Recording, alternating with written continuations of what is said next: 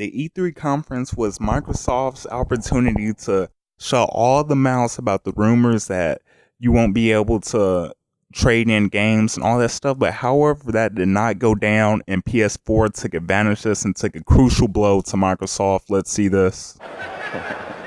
We believe in the model that people embrace today with PlayStation 3 and continue to demand. Just heard you there. When a gamer buys a PS4 disc, they have the rights to use that copy of the game. They can trade in the game at retail, sell it to another person, lend it to a friend, or keep it forever.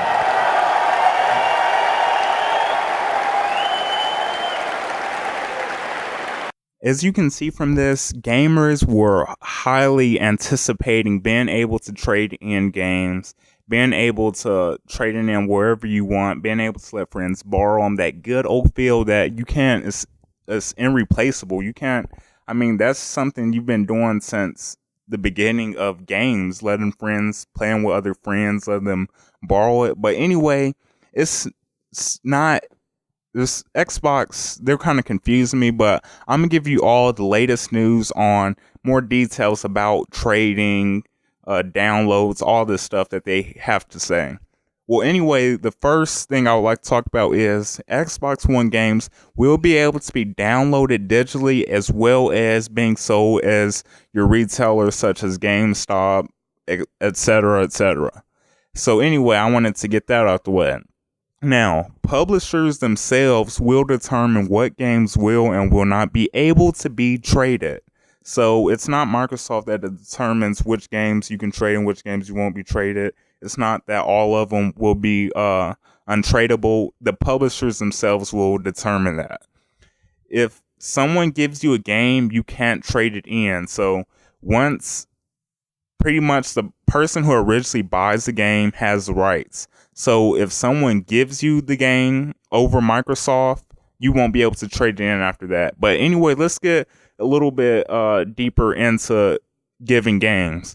As you all may or may not know, you will not be able to let somebody borrow games. That's not happening anymore. You can give somebody the game, which I don't see why Microsoft thought this was a good idea, because gamers, they love keeping their games. Even if they barely play it, they still have the need to feel that at some point they're going to go back to the game or check it out just because they haven't played it in a long time. So I don't know why they decided to do this, but you can only give a person your game, and you can only give the game to somebody that has been a friend with you on Xbox Live or Xbox One for 30 days more. So say that you have somebody you know, but they're not your friend, but you know, definitely know them. They're close to you. You don't want the game anymore.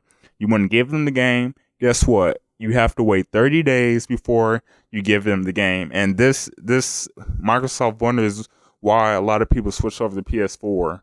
Now, also, you can let someone borrow it, but I mean, I'm just absolutely confused right now. I mean, what does Microsoft want to do here? Now, anyone can play the game on your own console. So as long as you're logged in to your user or another user that the game is shared with, you can always play on your console. Now, let's get a little bit closer onto that. On the Xbox One, you will have up to 10 family accounts max. And with these family accounts, you will be able to share the a purchase game. So say that one person buys it on their account, they can share it with the rest of these family accounts that are on their Xbox One. But they weren't so clear on that. I mean, the easy thing to do was just take the step that PS4 did, but I don't know. Maybe they have something up their sleeve that we don't know about.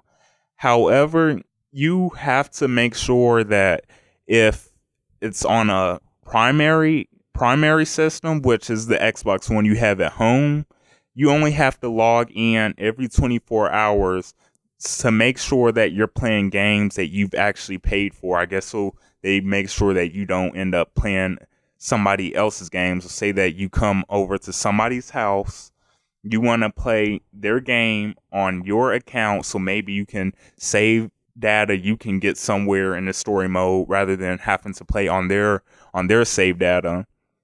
you won't really be able to do that anymore. So also, if you're at using a secondary system, so secondary system or a tertiary system, that would be anything such as away from home. So if you're at work, I don't see most people playing game systems at work unless you got a cool job where you chill like that, or anywhere else, friend's house or anything.